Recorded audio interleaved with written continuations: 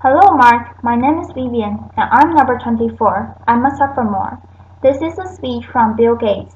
Teachers need real feedback. Everyone needs a coach. It doesn't matter whether you're a basketball player, a tennis player, a gymnast, or a bridge player. Lecture.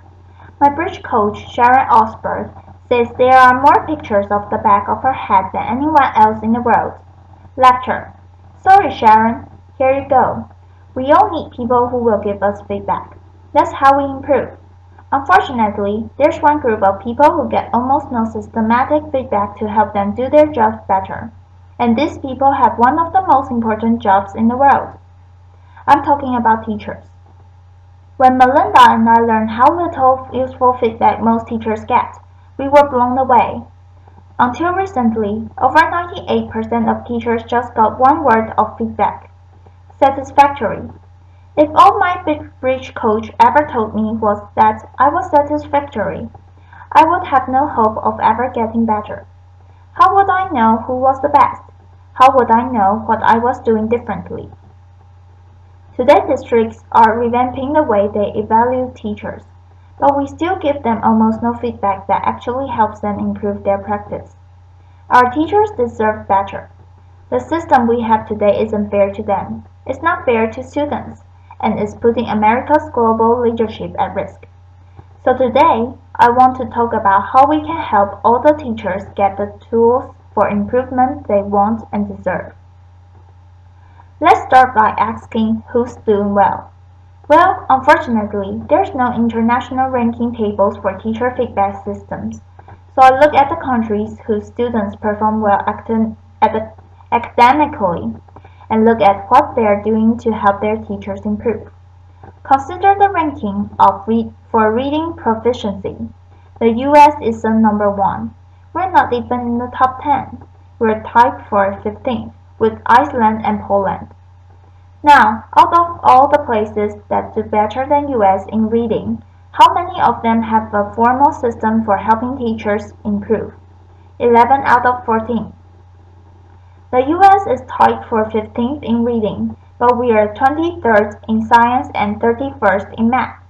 So there's really only one area where we're near the top, and that's in failing to give our teachers the help they need to develop their skills. Let's look at the best academic performer, the province of Shanghai, China. Now, they rank number 1 across the board in reading, math, and science, and one of the keys of Shanghai's incredible success is the way they help teachers keep improving. They made sure that younger teachers get a chance to watch master teachers at work. They have weekly study groups where teachers get together and talk about what's working. They even require each teacher to observe and give feedback to their colleagues. You might ask, why is a system like this so important? It's because there's so much variation in the teaching profession. Some teachers are far more effective than others. In fact, there are teachers throughout the country who are helping their students make extraordinary gains. If today's average teacher could become as good as those teachers, our students would be blowing away the rest of the world. So we need a system that helps all our teachers be as good as the best. What would that system look like? Well, to find out, our foundation has been working with 3,000 teachers in districts across the country on a project called Measures of Effective Teaching. We had observers watch videos of teachers in the classroom and rate how they did on a range of practices. For example, did they ask their students challenging questions? Did they find multiple ways to explain an idea? We also had students fill out surveys with questions like, does your teacher know when the class understands a lesson? Do you learn to correct your mistakes? And what we found is very exciting. First, the teachers who did well on these observations had far better students' outcomes. So it tells us we're asking the right questions. And second, teachers in the program told us that these videos and these surveys from the students were very helpful diagnostic tools because they pointed to a specific place where they can improve. I want to show you what this video component of math looks like in action. Music. Video. Good morning, everybody. Let's talk about what's going on today. To get started, we're doing a peer review day, okay? A peer review day, and our goal by the end of class is for you to be able to determine whether or not you have moves to prove in your essays. My name is Shara Brown Westling. I am a high school English teacher at Johnson High School in Johnson, Iowa. Turn to somebody next to you. Tell them what you think I mean when I talk about moves to improve. Moves to prove. I've talked about. I think that there is a difference for teachers between the abstract of how we see our practice and then the concrete reality of it. Okay, so I would like you to please bring up your papers. I think that video offers for us is a certain degree of reality. You can't really dispute what you see on the video, and there is a lot to be learned from that. And there are a lot of ways that we can grow as a profession when we actually get to see this. I just have a flip camera and a little tripod and invested it in this tiny little wide-angle lens. At the beginning of class, I just perched it in the back of the classroom. It's not a perfect shot. It doesn't catch every little thing that's going on, but I can hear the sound. I can see a lot, and I'm able to learn a lot from it. So it really has been a simple but powerful tool in my own reflection. Alright, let's take a look at the long one first, okay? Once I'm finished tapping, then I put it in my computer and then I scan it and take a peek at it. If I don't write things down, I don't remember them. So having the notes is a part of my thinking process, and I discover what I'm seeing as I'm writing. I really have used it for my own personal growth and my own personal reflection on teaching strategy and methodology and classroom management. And just all of those different phases of the classroom, I'm glad that we've actually done the process before so we can kind of compare what works, what doesn't.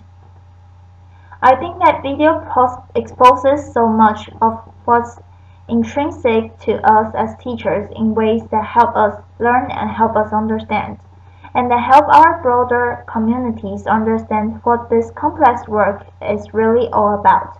I think it is a way to amplify and illustrate things that we cannot convey in a lesson plan, things you cannot convey in a standard, things that you cannot even sometimes convey in a book of pedagogy.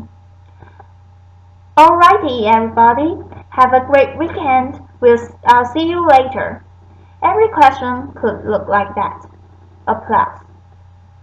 One day, we'd like every classroom in America to look something like that, but we still have more work to do.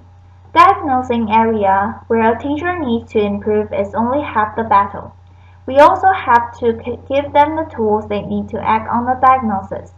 If you learn that you need to improve the way you teach fractions, you should be able to watch a video of the best person in the world teaching fractions. So building a complete teacher feedback and improvement system won't be easy. For example, I know some teachers aren't immediately comfortable with the idea of a camera in a classroom. That's understandable. But our experience with math suggests that if teachers manage the process, if they collect the video in their own classrooms, and they pick up the lessons they want to submit, a lot of them will be eager to participate. Building this system will also require a considerable investment. Our foundation estimates that it would cost up to $5 billion. Now, that's a big number, but to put it in perspective, it's less than 2% of what we spend every year on teachers' salaries. The impact of teachers would be phenomenal. We would finally have a way to give them feedback, as well as a means to act on it. But this system would have an even more important benefit for our country.